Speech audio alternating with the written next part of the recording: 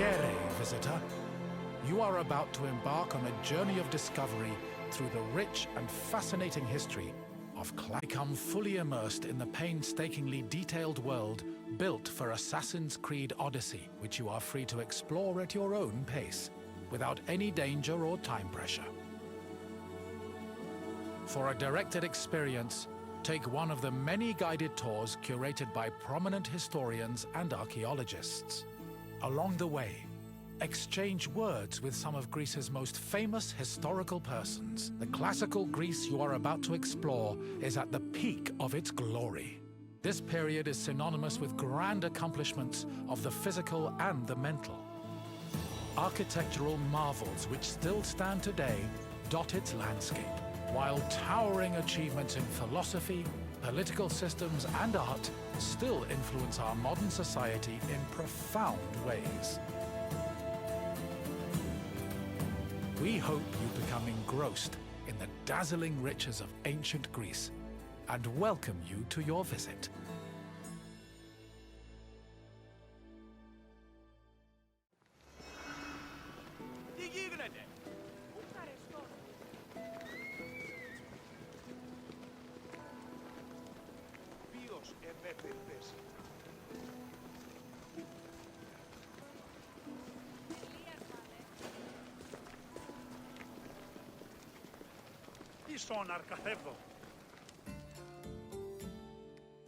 Greetings, wanderer, and welcome to the Akropolis, the shining jewel of Athens. My name is Aspasia. Though I am not originally from Athens, I have climbed to the top of its social ladder using my wit and intellect. I've even earned the love of Pericles, one of the most powerful men in the city. The mind truly is a beautiful thing. Personally, I think the Acropolis is one of, if not the, greatest place in all of Greece. Though, considering it was the project of my partner, Pericles, I may be a touch biased.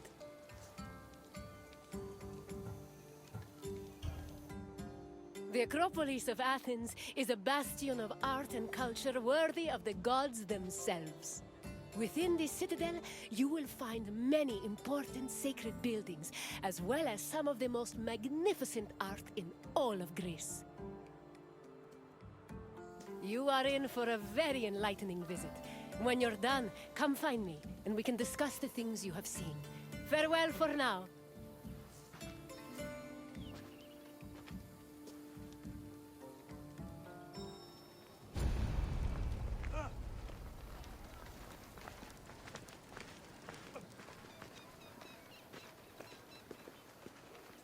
The Acropolis has gone through many changes in its long history. It began as a simple rock, was settled as early as the Neolithic period, and then became a fortress in the Mycenaean period. Stone buildings started appearing in the 7th century BCE. But the famous structures whose ruins remain visible today date mainly from a period of construction in the 5th century BCE. The location of the Acropolis is closely tied with Athens' foundation myth. Supposedly, it was the site where Athena and Poseidon competed for the city's patronage. This connection gave the Acropolis a sacred aura, and it was considered the religious heart of the city.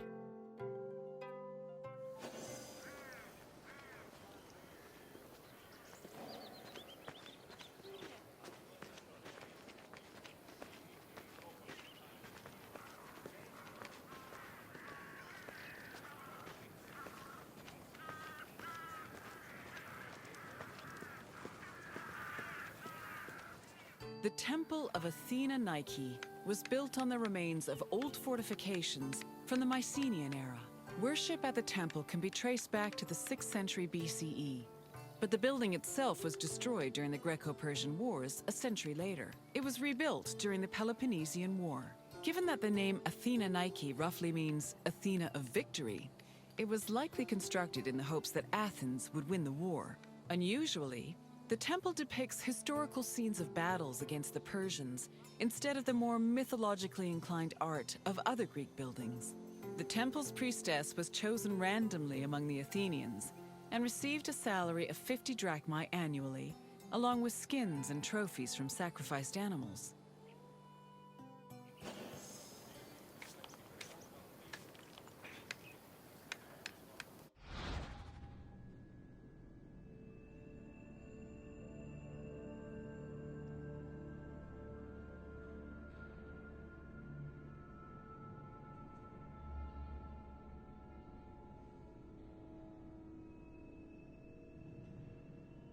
The Temple of Athena Nike was built on the remains of old fortifications from the Mycenaean era.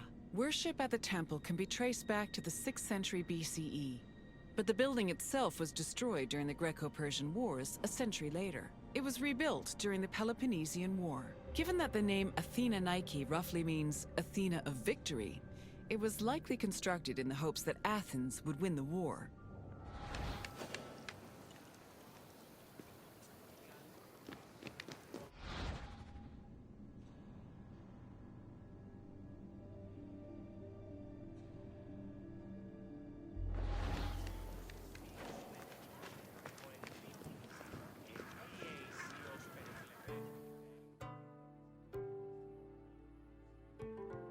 The Akropolis was built up over a long period, due in no small part to its partial destruction during the Greco-Persian Wars. It was in the 5th century BCE, though, that the Akropolis received its most significant improvements. This period was an extremely prosperous time for Athens, both financially and culturally. With a booming economy bolstered by trade and the Lavrion silver mines, Pericles, the leader of Athens, financed a huge project to rebuild the citadel. He, like the sculptor Phidias, as well as the architects Iktinos and Callicrates. Together, they erected buildings like the Parthenon and the Propylaea Gateway. Pericles' goal was to make the Acropolis into a glorious monument to the gods and to mortal Athenians.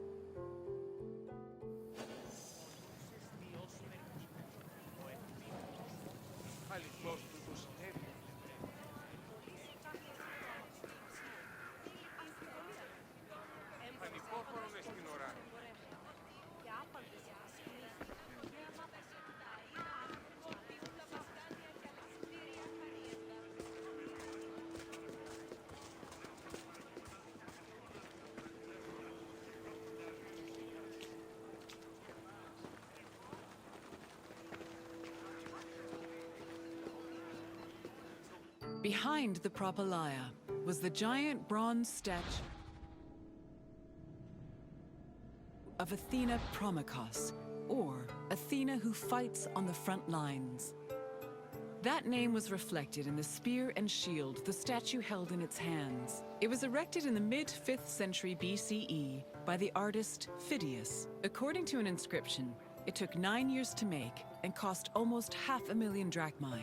At approximately 10 meters tall, the statue was apparently so large that Pausanias claimed its helmet and spear tip could be seen from the sea near Cape Sunion, 60 kilometers away. The ornamentation on this by the metalsmith Mycenae.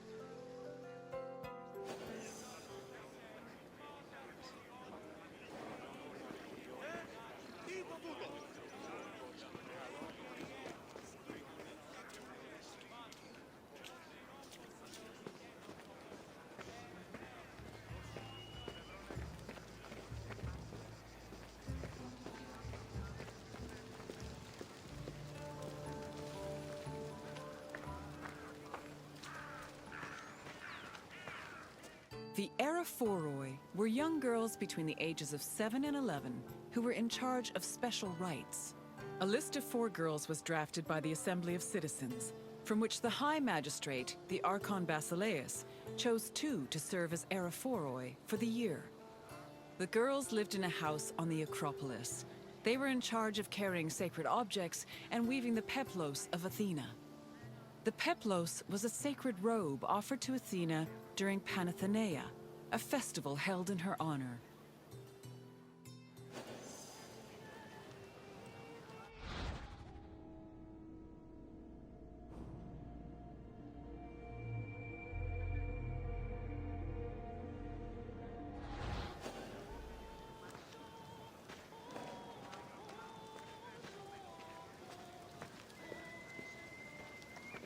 Τι λαμβάνει η χώρα?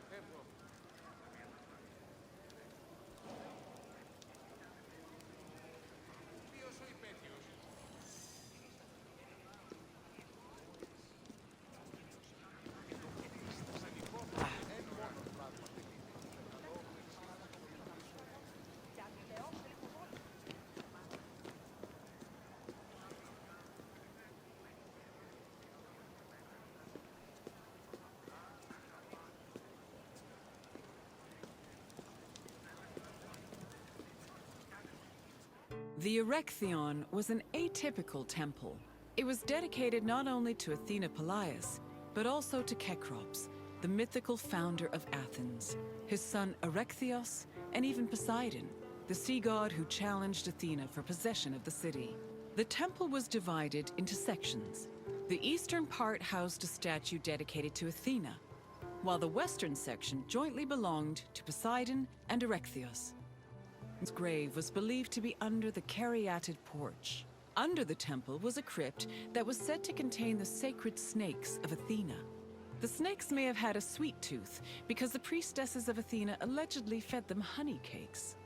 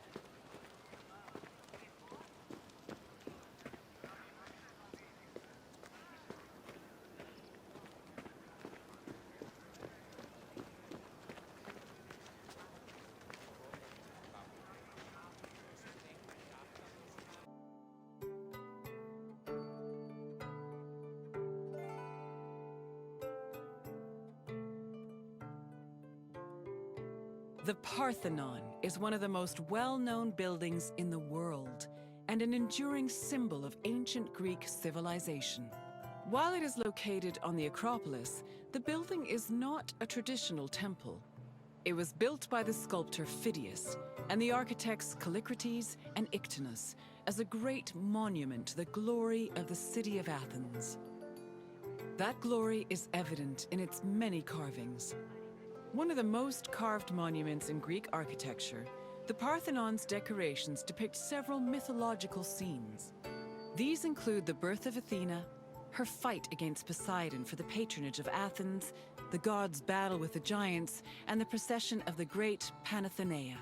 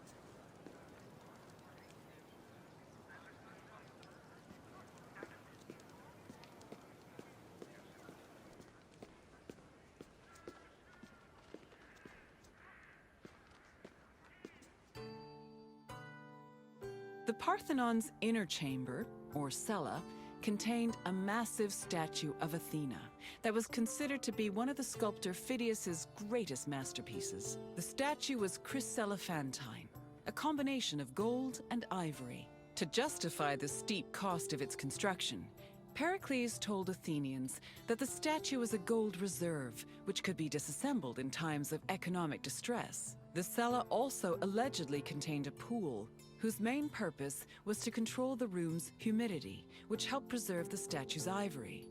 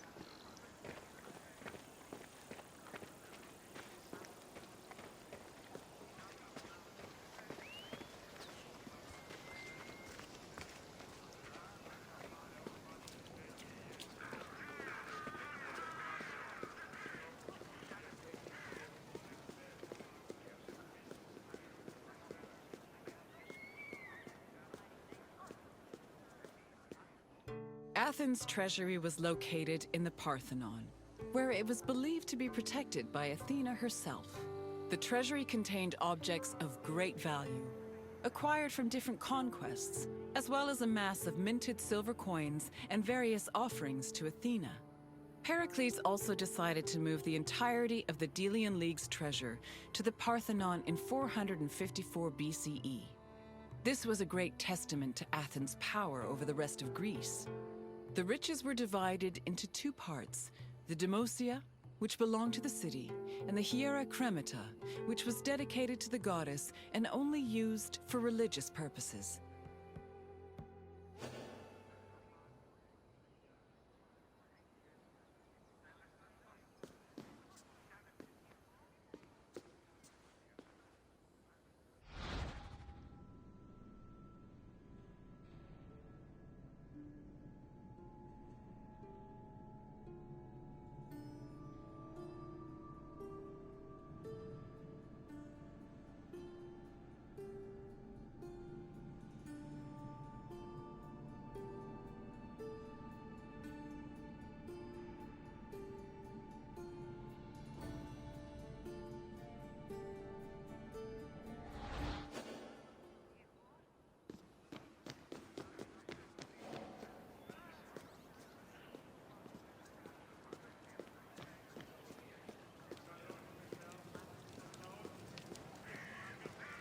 And what did you think of the Akropolis? It truly is quite something, isn't it? A sacred sanctuary and an architectural marvel, all in one. If you have any questions, don't hesitate to ask.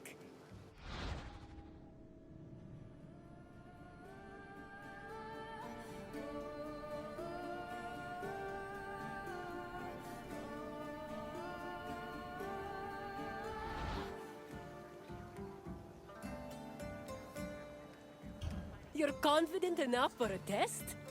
Very well. Let us see how much you know. Which two gods competed for Athens' patronage?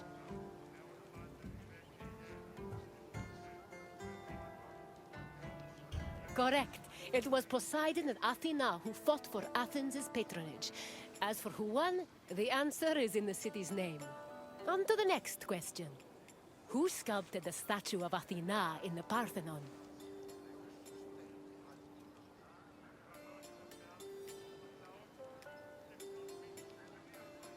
Correct. The renowned sculptor Phidias made the statue, which was considered one of his masterpieces. And now, the final question. Which king's tomb was believed to be under the Caryatid porch?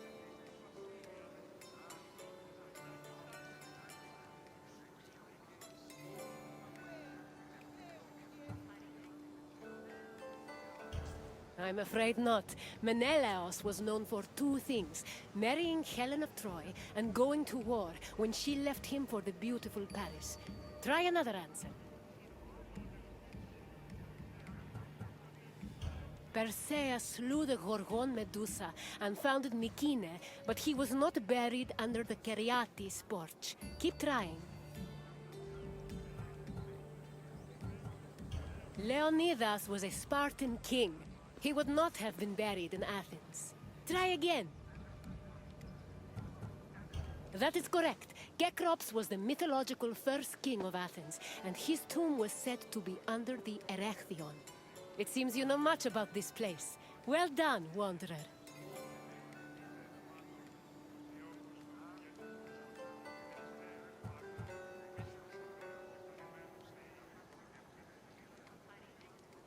Very well. On to the next tour.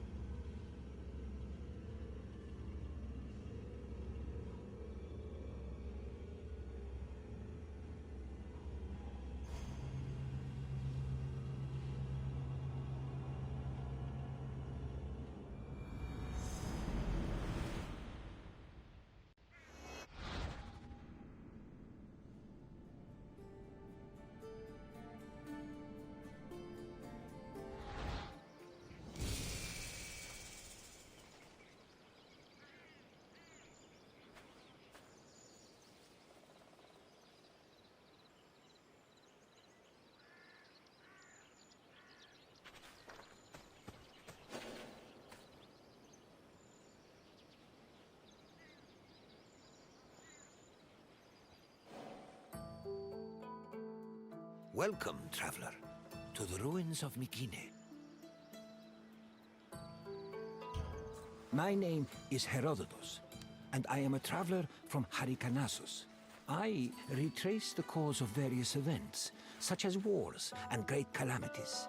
I describe what I see and record what I'm told, all with the aim of providing a better understanding of why these things occur. Look for me to introduce you to many sites. It is humbling to stand in the remnants of such a great civilization. Looking at these ruins, I am reminded that the past is never as far behind us as we think. These are the ruins of Mycenae, center of the old Mycenaean civilization. It was home to great warriors and heroes. In many ways, places like Athens and Sparta stand on the shoulders of its accomplishments. This tour will take you through its ruins and introduce you to its most important monuments, revealing its history in the process. I hope you enjoy yourself. I'll be waiting for you at the end of your visit.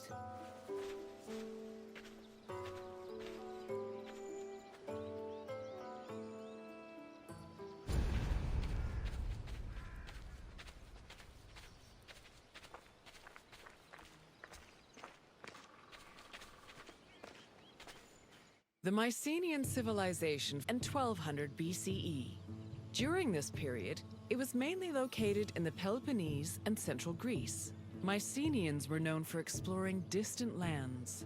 Notably, they battled the Hittite allied city of Walusa in a conflict that was believed to be the inspiration for Homer's Trojan War. But the Mycenaean people didn't only travel to fight.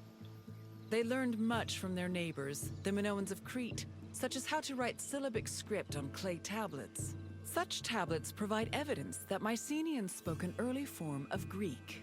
They also tell of how great Mycenaean kings ruled over their warriors from opulent palaces in places like Mycenae, Thebes, and Knossos.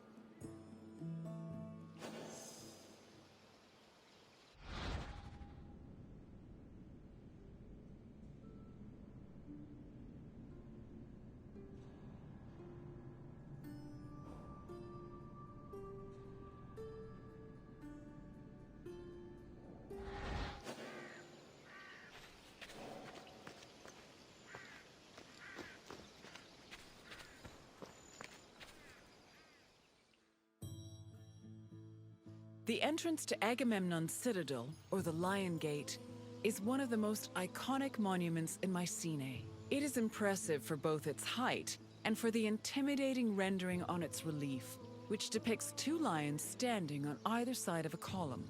Unfortunately, the lions' heads, which were presumably made of a precious metal or higher quality stone, have been lost to time. The gate was most likely meant to greet a triumphant king returning home from successful military campaigns and to awe foreign visitors.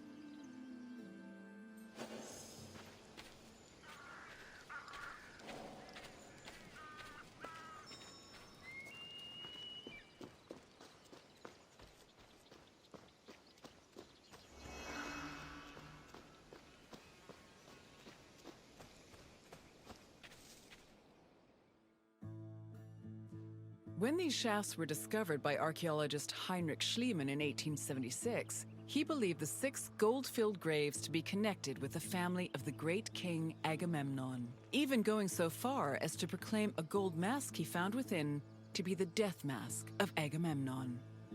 However, this was refuted by later excavations, which showed that the 19 bodies buried in the shafts dated back to a few hundred years before Agamemnon was even born. In fact, at the time of the body's burial, the Lion Gate and the citadel walls had not even been built yet. It's estimated that the people in the graves were members of the first Mycenaean dynasty. The graves later became a place of worship for Mycenaean kings, who raised walls to protect them. These walls helped preserve several incredible artifacts, including women's jewelry, death masks, and masterfully crafted weapons.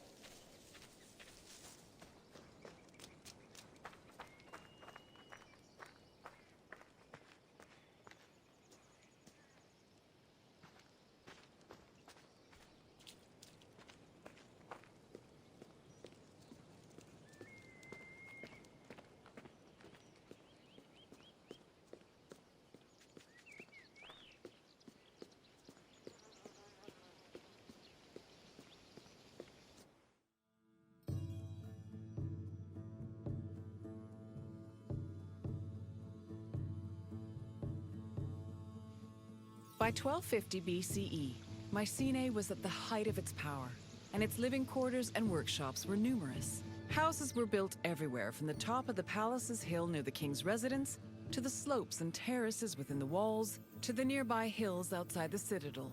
At one point, the citadel's walls even had to be enlarged to make room for more quarters. The people who lived inside the citadel were those with high status in either the military, religious, or administrative sectors of the kingdom. This is reflected by the ceramic and metal vessels inside the houses, as well as their painted plastered walls.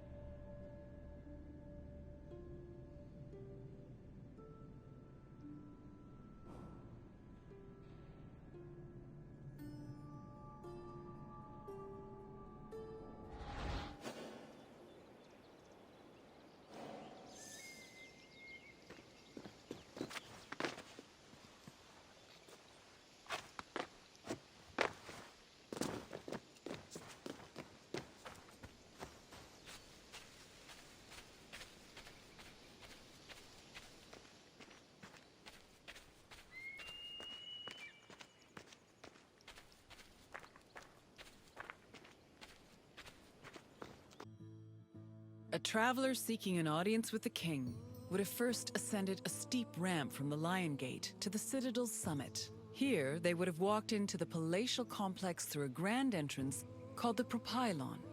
Once inside, their gaze would immediately be drawn to the palace's main hall, a monumental area known as the Megaron. The vividly decorated Megaron, which glittered with precious objects and colorful frescoes in its heyday, was where the king would have received the traveler. If the king was feeling generous, he would have shared with the visitor the palace's most marvelous feature, its commanding and majestic view, which stretched from the plain of Argolis to the gleaming Aegean Sea.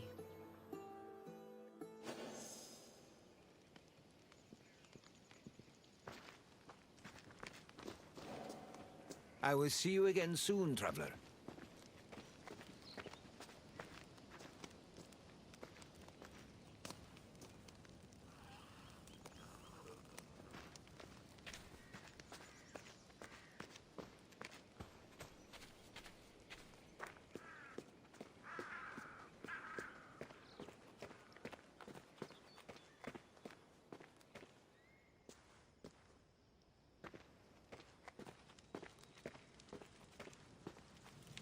It was in this palace where a legendary Mycenaean king like Agamemnon would have held court. According to Homer and other poets, Agamemnon led the Greeks in the sack of Troy. Stories say that he was a fearsome warrior on par with Achilles, but also an overly ambitious and arrogant ruler. He sacrificed his own daughter, Iphigenia, to convince Artemis to grant his ship's passage to Troy. After conquering the city, he returned to Mycenae with mounds of riches, and a Trojan named Cassandra as his concubine. Agamemnon's wife, Clytemnestra, was not pleased with her husband's sacrifice of their daughter. She plotted to murder her husband out of anger. The plot was successful, and, depending on the version of the story, Agamemnon was either murdered in his bath by Clytemnestra or killed by his cousin Aegisthus during a banquet.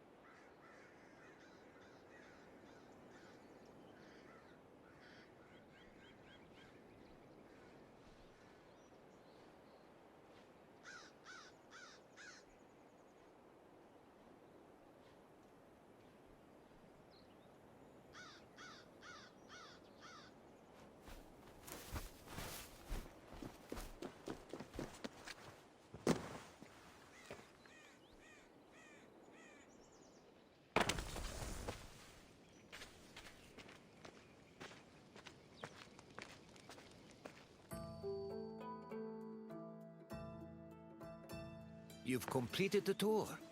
I trust it was an eye-opening experience. Though it did not last, Mycenae was a sort of precursor to what would eventually become the Greek civilization we know today. It's important we remember them, if only to avoid repeating their mistakes. Now, what else would you like to do? Then let's begin.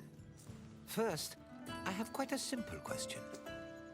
Which ancient city may have been the inspiration for Homer's depiction of Troy? No, the Meginians who were at war with Troy in the first place.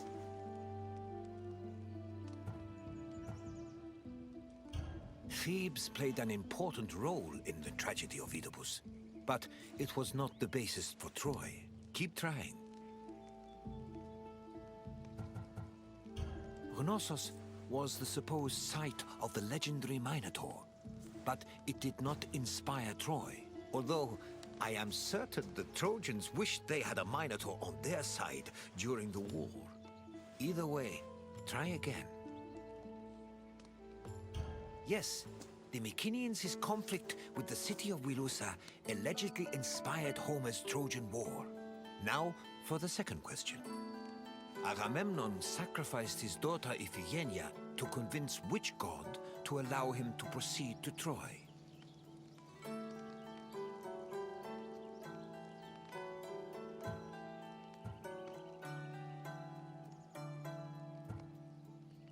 Yes, Agamemnon sacrificed Iphigenia to reconcile with Artemis, who then allowed his ships to pass to Troy. Now, one last question. What was the name of Agamemnon's Trojan concubine? Correct. Following the sack of Troy, Agamemnon sailed home with the Trojan prophetess named Cassandra. You've studied the ruins well, traveler.